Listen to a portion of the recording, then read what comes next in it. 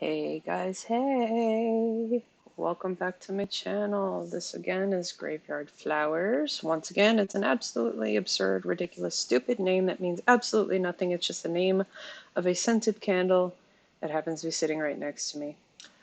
So, today is a very special day. I wanted to specifically record some stuff. I've been having some audio issues, and I do apologize if there's some extra noise in my background.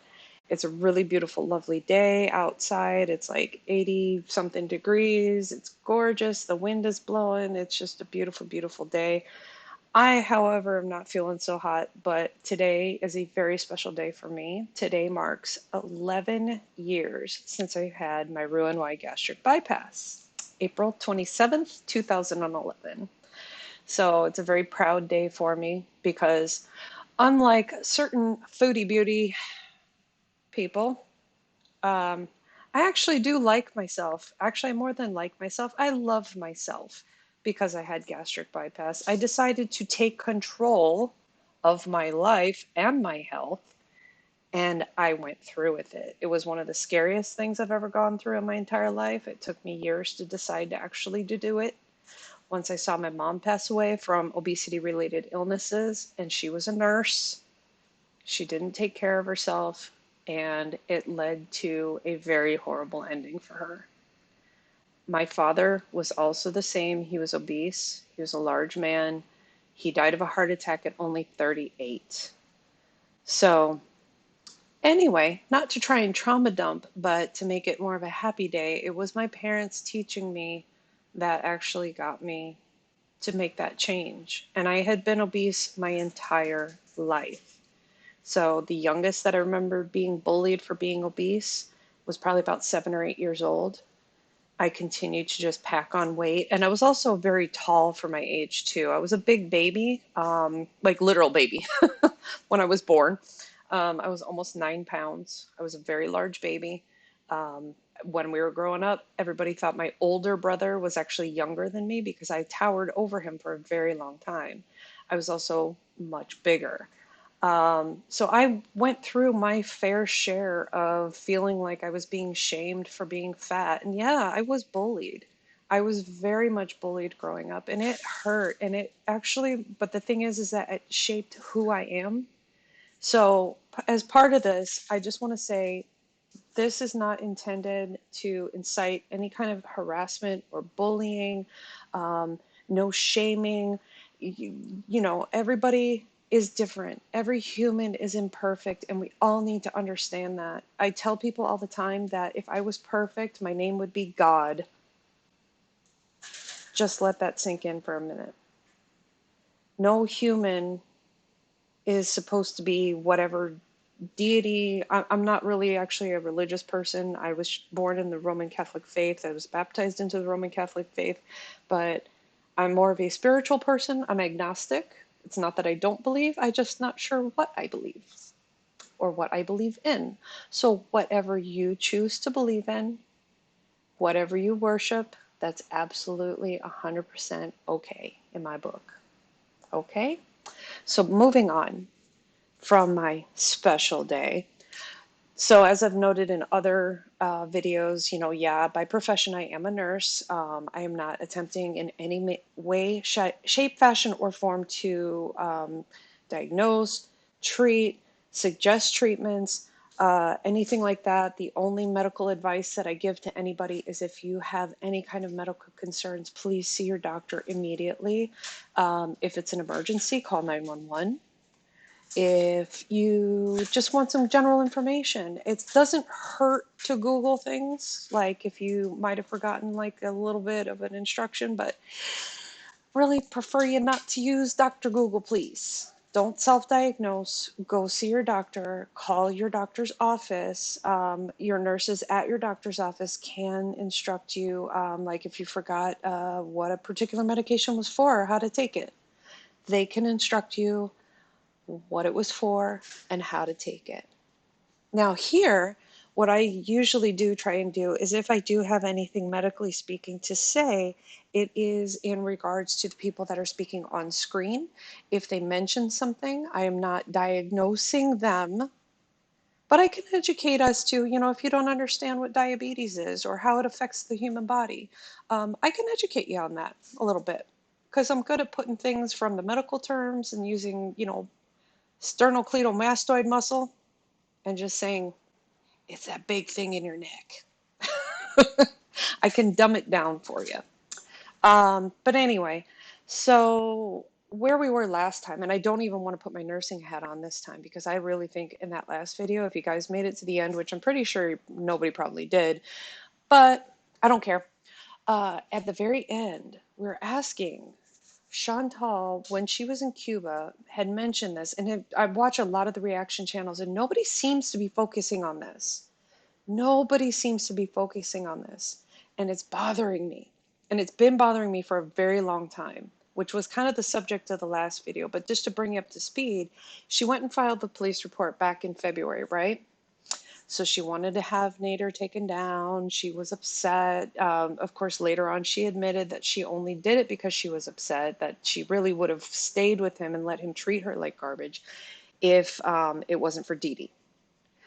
So she mentioned, though, that there was a non-contact order. In the US, we call it a restraining order. It might be under other names, but the more familiar wording, terminology, whatever, that I'm familiar with is restraining order. Um, did a little bit of research on that, and it doesn't really say that he cannot talk about her. I did kind of like a broad view. I found a few law offices in Canada. What do they mean? What's the context? It doesn't mean that he can't talk about her. He cannot talk to her, but he cannot talk about her. Now, of course, if he wants to be smart, if he puts it in a video and he puts it out on YouTube, and some people can interpret it as he's talking to her, even though it's through a YouTube video, it's an indirect method of talking to her. So that I kind of say, okay, a little forgiving on that one. But anyway, so where we're going to go with this one today, because I've still been digging and digging and digging, because when she went to Cuba, she said, and I'm going to bring up the video so we can watch a little brief snippet of it again, to the point where she was saying that, hey, look, he's in trouble. I'm trying to find out if he really was arrested. I'm really concerned because I might be in trouble too, or I might get arrested too. And my question was, why? Why would you ever think that? If you're supposedly the victim, why would you ever think that? And of course, just before this video, she had, of course, dropped the bomb about her and Dee Dee and Nader having their little 3-person get together there. Ew. Sorry, I just don't think the rest of us needed to know about that. But I'm just kind of going on the basis of, like, what has she already told us? What has she already told us? And I'm starting to kind of flip my brain around here in my flippy floppy head, which has already been doing that for about 5 months, trying to put it together. Why is she continuing to speak to him, and why is he continuing to speak to her? Now, of course, everybody is going on about how, oh, he's in it for the money. He's just a paid man, bitch. He's this, he's that, he's the other. What's really going on with all of this? What's really going on with all of this? And I'm like, well, why would he still risk his freedom? Why would he risk any of this to continue to talk to her? Like, it just doesn't make sense, right? But I'm starting to kind of pick things apart here. And I'm starting to go back through some of the older videos, and I'm starting to kind of think I'm putting some stuff together, so let's put on our junior detective hats again. We don't really know what the hell is going on. This is obviously just speculation. This is just armchair junior detective work. But I just have this weird feeling I'm really on to something. So if it really comes out that I'm right, I want you all to give me full credit, all right? Okay. Let's get our windows up here. So this is where we stopped or left off before. We got notified. Dee Dee said she has his phone. Yeah, but no, I don't believe it. Yeah, I don't care. It's not my problem anyways. I mean, other than, yeah, it's going to be my problem because there's going to be a huge legal bullshit going on, but I don't really want to talk about it because I don't know. I don't want to get in more trouble. I don't know what trouble I'm going to be in when I go home, but See right there. She doesn't want to get in more trouble. She doesn't want to know what kind of trouble she's going to be in when she gets home. She doesn't really know if she's in trouble, but why would she be in trouble? Why would she feel like she's going to be in trouble? Why? Like that right there, just something's up. And of course, if you've been following her more recently, because this is April, she went to Cuba just after her, or the day after her birthday. And the reason why I know it was the day after her birthday is because her birthday is the same as my brother's. Eh, forever tarnished. But my brother is older, so but it's the same date. So I remember exactly when she went to Cuba. It was March 28th. I'm sorry, March 29th. Her birthday's the 28th. Um, so when she filed that report, it was somewhere around, I think it was February 25th, if I remember correctly. So why? Why does she feel like she's going to get in trouble? I mean, if she's not the one breaking the non-contact order, she's not the one breaking the restraining order. But my question, that day that she went to actually go and file the report on him, it was, I think, because she got trolled into doing it. And other people were telling her that he was saying, and I think he might have actually said something to that effect. I don't know. I don't really watch him because I can't stand the guy. I just can't stand him. And God, that lasagna abomination. Oh my God, you guys. Okay. So my dad was a chef and he taught at the collegiate level, meaning he taught college level culinary, hotel and restaurant management as well. My dad learned from his mother. She was straight off the boat from Italy. My dad and my nonna. Oh, so sorry, you guys. Oh, would have come down and like bitch slapped Natter for that thing that he made that was not a lasagna. It was watery and it was disgusting, and I wanted to die just watching. I was watching through the reaction channels. I'm not going to watch that guy. But anyway, he pretends to be a chef. He's definitely not a chef. Maybe a prep cook or a line cook, but other than that, he's definitely not a chef. I mean, every chef has their own take on a classic recipe, but he completely destroys. It's not even his take, his way, whatever you want to call it. It's not even that. It's just, it's disgusting. So anyway, we're going to move on over here. And this video in particular that I was playing came from Piggy. So I want to give credit where credit's due, obviously. These videos are not directly from Foodie because I do not want to give her the clicks. But I do want to give them to these creators who go through all this 4, 6, 12, 16-hour live streams and pick apart the important stuff and put it all together. So you guys go give Piggy a sub. She or he, I don't really know, is great. I just watch for the videos. I don't watch for the person, but obviously the person behind the videos is great because they're doing a great job. So anyway, over here we have one from Just Sayin. Now this one, it says she talks about Pete, about Carly and Josh. She talks about everyone, and he can't stop talking about her. This one's from February 11th, so this is, I believe, just after. No, I'm sorry, this is before the restraining order. But this is where I'm going to head with this one. So this is actually going to be Natter. There are subtitles, so if you can't understand what he's saying, try and follow along. Hey, just saying.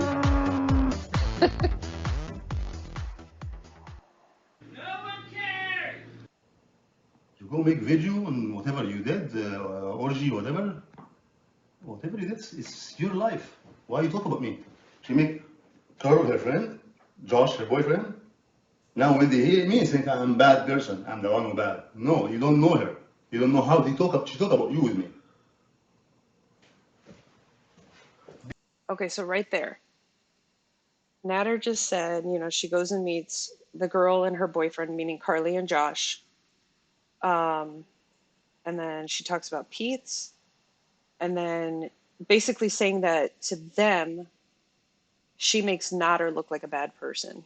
And you guys, obviously, you don't need to be told how bad of a guy he really kind of is. That's quite obvious from everything that's been going on. However, he's saying that you don't know how she talks about you to me. So essentially, for lack of a better way to say it, is that she'll go to like Carly and Josh and the whole of the internet, um, and shit talk Natter like crazy. And she's done that from the very beginning. She's done that from the absolute beginning. But now, in a turn of the tides, Natter's basically saying that she's been shit talking everybody else to him. She'll shit talk Pete, she'll shit talk Carly, she'll shit talk, whoever's in her life to him. And we're going to go even back further now. I don't really want to, I know this is like a little 3-minute video, but I don't want to watch this douchebag for very much longer. But there's a moment where she doesn't outright say it, but I'm kind of hearing it in the way that she talks. And you guys, this next video is going to be really rough for me to get through. I've been trying to for the longest time. I watched it and it grates on my last nerve because she does a lot of her nose huffing. There's two things about her that I really cannot bear to listen to. For one, it was the nose huffing, and two, it's the jaw clicking. Like the open mouth chewing is disgusting. It grosses me out, but I can kind of tune it out to a point. But the nose huffing, and I'm not going to say how exactly I know this because I don't want you guys to get a bad impression of me, but I'm pretty sure y'all can figure it out. About 20 years ago, uh, there was a brief period of my life where there was cola. And when I say brief, I really mean brief. Um, it was not an addictive type thing. It was something me and my partner did on Friday and Saturday night. Um, he worked, I think it was at the time, yeah, actually at the time he worked Monday through Friday. He worked swing shifts, so he worked about noon until 9:30 p.m. I worked Monday through Sunday. So I worked 7 days a week at that point in time. I had two jobs. We did not live together. I had an apartment of my own. And so our only time that we had together was literally Friday and Saturday night. And it was Friday night after I got off work. He would hang out. He would come over, of course, bring the party. And we'd spend the entire night awake so that way we could just hang out and get caught up on the week. Um, and then he would go home and get all, freshened up, gussied up. And then I would go to work. He would come back after I was done with work. It was a part-time job, so I only had like 5 hours that I actually had to work on Saturdays and Sundays. So it wasn't too terrible, but it was a little supplemental. Um, and then after work, he would come back over and the party would resume. So we only did that for about a year, but it was never an issue for us to stop. It was never an issue for us to not do it. We didn't even do it every weekend for a year. So, but the main thing that I learned, and Chantal, I know you started doing it again because it's quite obvious. Um, she doesn't hide anything well, you guys. We're all speculating, but it's very obvious. And of course, again, this was me 20 years ago, but this thing has been around for decades, decades, decades, decades, and I don't mean just more than 20 years. So when you're feeling a little stuffed up, the best way that most people who do it to preserve their stash is not to blow it into a tissue. That's wasteful. That stuff is expensive. Um, Not as expensive as most people think compared to other things. It's expensive. Um, but what you actually do is you just dip your fingers in your drink, dip your fingers into your water, go to the bathroom, and you a little bit of that water, a little bit of that liquid. Because if you've heard any of the other channels actually talk about this, they refer to what's called the drip. That refers to the uh, medication going through your nasopharynx down into your oropharynx. That is the back of your nose to the back of your mouth. And then, of course, it just carries it on down the rest of the way. So you swallow it, and you can actually digest it more than just through your nose and your lungs. Um, but when it's causing not oropharynx, the nasopharynx irritation, your nose gets all swollen, and that's why you use a little bit of water to it back, and you'll feel a drip, kind of like a post-nasal drip. So after you've gotten sick, you've got a cold or something like that, you get that week afterward where you just got, for lack of a better way to say it, you're a snot factory. Um, but normally you'd want to blow it out. Well, in this case, with this particular medication, you just huff it back and swallow it. And that way you're not wasting it. But of course, as our queen so aptly does not know, and this is where another part of it too is that, a lot of people like to refer to Natter as Cokie, and it's a haha joke, whatever.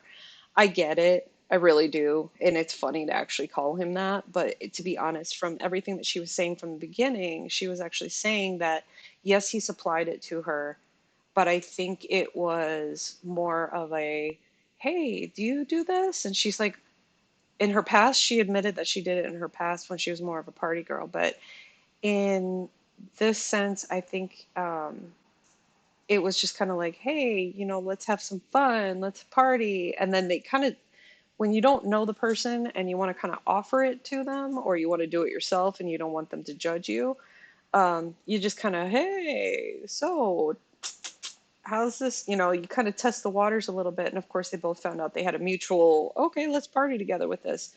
But I think it was actually her. Like, he had known how to get it, but I don't think he was the one who was always getting it for her. I think she was kind of begging him to get it for her. Because even then, like, later on, he would say things, and she even said this out of her own mouth, that she actually said, I don't want to get it for you anymore. Don't ask me. I'm not doing it. So a lot of people treat it as he's some kind of an addict. And you guys, I am a nurse. I've seen his veins. He's got what we refer to as big, beautiful veins. If he is doing any kind of drugs that are intravenous, his arms would be bruised to all hell. And if you have not seen track marks before, you have no room to speak. I have a particular patient that's been under our care for many years. This patient is comatose. The patient has track marks because of all the IVs that we've had to put in order to give the patient medications. There are certain medications that are intravenous, and so patients need to have access through an intravenous line. That patient has been comatose for many, many, many years, unable to move, unable to take care of themselves, not even conscious as far as we know. The patient might be in there, might be able to hear us, but we don't know. So this patient, again, for many, many years. So because of all the intravenous access we've had to get, we've created track marks. And that's just how it is. That's just how it is. It's scarring. It's unavoidable scarring. So anyway, but going back to the whole, Natter's arms situation, his veins are beautifully big and gorgeous. That means he is well hydrated and thin. It does not mean he is an IV drug user. So I want to throw that one right out of the window. He has no bruises. I mean, I've repeatedly watched his little magic video where you can see the bottom half of his snaggle teeth. And no, those arms are not drug user arms. They're absolutely not. Because once the veins start to fail, you get swelling in the fingers and hands, because they cannot return the blood from the fingers back to the heart. So you'll start to see swelling, you'll start to see a lot of bruising, you'll start to see a lot of scabs, because you can only use that access point so many times before you destroy it, before you start to get blood, before you start to get scabs, before you start to get scarring, before you start to get a lot of stuff. And I'm not, I, Google at your own risk, but look up track marks, or results of IV drug users. But again, and then look under Google image search, look it up for yourself. But again, do it at your own risk because it is ugly. It is ugly. So anyway, and this is what's really pissing me off because it's actually making me defend Nader. Um, he, I don't think he is as much the slime ball as we were initially, um, or as much of the slime ball as he was initially made out to be. And this is where I'm starting to question things because I'm starting to think that she's telling two different stories, and she has been from the beginning. So in a more recent video, I think it was one of the first ones when she came back from Cuba, she kind of let it slip that she and Bibi had actually gotten physical with each other. Or actually, and I wouldn't even say that she and Bibi, she was the aggressor on Bibi. Um, I'm still trying to find that video because it's going to take forever to find it because, God, she is so incredibly boring. But it was in one of her more recent streams. And I'll bring that evidence when I have it. But I don't think anybody else caught it because everybody starts to, nod off and fall asleep at that point. It was at the end of one of her more recent streams. So um, she had actually mentioned that she had gotten aggressive with Bibi before. And whatever the reason, it doesn't matter. Whenever you have a partner, you don't get aggressive with them, especially, I mean, she met him when she was what, 33, 34 years old, something like that. Or no, actually, it was even younger than that. I'm sorry, she was probably about 25. When I first met my partner, I was 23, and we did have our fair share of arguments when we first met, and that was primarily on me. And that was, a lot of it attributed to my own self-esteem because I was big. Um, and he was the first like truly serious relationship that I was getting into, but I never got violent with him. I never hit him. I would get upset. I would cry, but I never, ever used my hands, my fists, anything like that.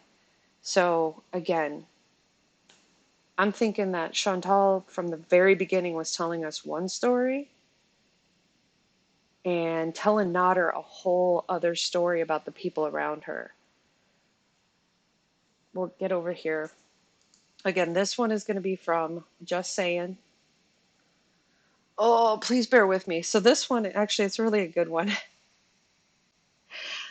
She has this little like Dick Tracy Sam Spade character over who's doing a little bit of a voiceover. So I'm starting it at about the 3 minute. No, let's back it up just a bit. I don't want to. God, she drives me insane with the nose huffing in this one, so I'm going to try and skip through just to get to the important stuff. I'm a psycho. I'm psychotic. Like, Well, there's a good start. Oh my God. That was purely by accident, y'all. I'm crazy. When I catch feelings for somebody, and So in 3 weeks, you have developed feelings for a man who's supposed to be a hookup.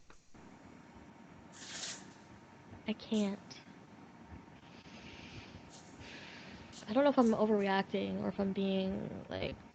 I just feel basically, I'm trying to think of how to say it.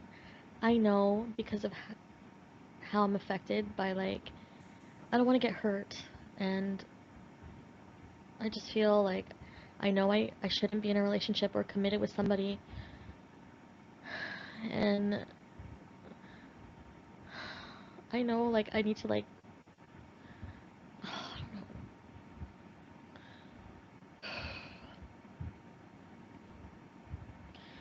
basically, I had plans with him today. Kind of like I made plans with him like to come over and then he calls me like around 4 or something. Oh,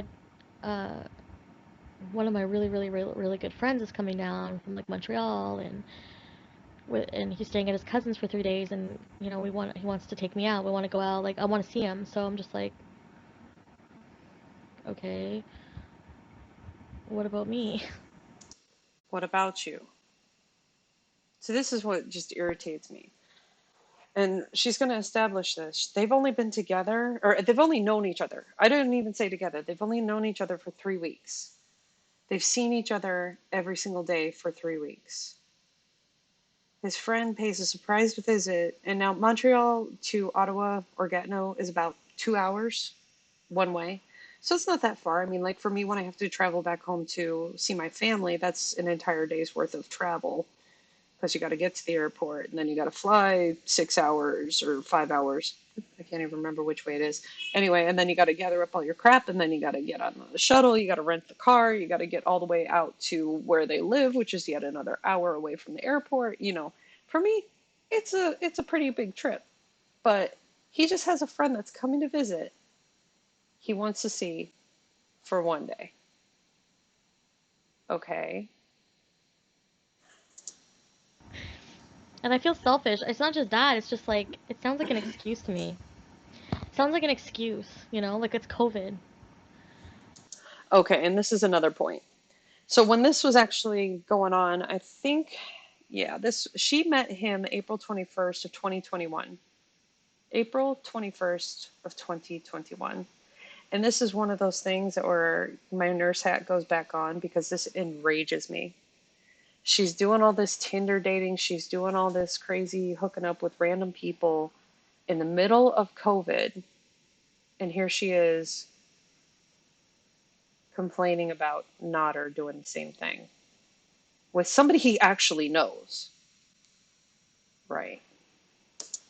And Now remember, this is the same woman who will travel for food or to meet with people while there is a lockdown order, and has no regards to anyone's safety when it comes to her needs. Exactly. Suddenly bothered about him meeting his friends. Only when it suits her narrative, right?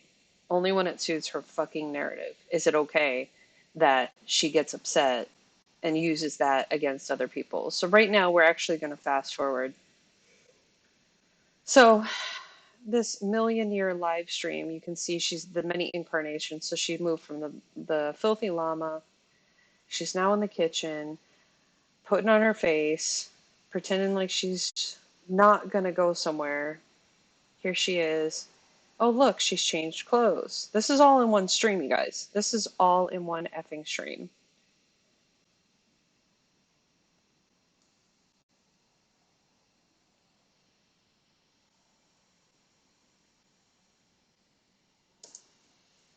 unless there's a good excuse, there's not going to be a tomorrow for me. I'm not kidding. Like, you don't not call me all night. What the hell? He's out with his fucking friends.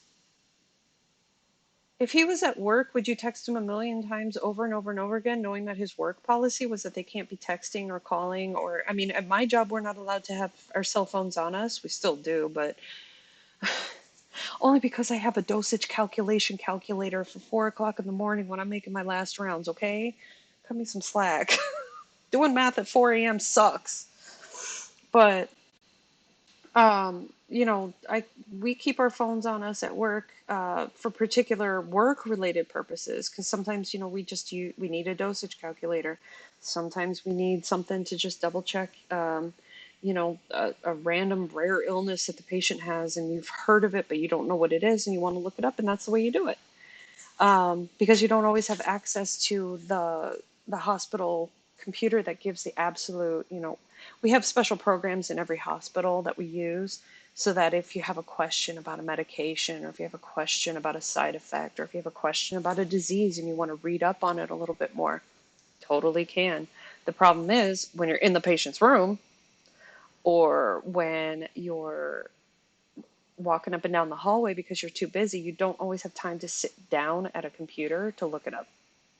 So sometimes there's just some rare, interesting diseases and illnesses, or sometimes there's new things. We actually had to learn about something called a Watchman device. It is to help prevent blood clots, but none of us had ever heard of it because it's actually still relatively new and it's not for use in all patients. It's an actual implant that goes into your atria of your heart and helps prevent blood clots. So, but it's only for very, very, very, very select few people. So, FYI, it's not for everybody. And if I remember correctly off the top of my head, it's for non-valvular AFib specifically. So it's very specific. It's not for people like Chantal. As far as I know. As far as I know, she doesn't have AFib. The only thing she's ever mentioned is that she has an enlarged heart or dilated cardiomyopathy. I'm not really sure which one. I can't remember off the top of my head.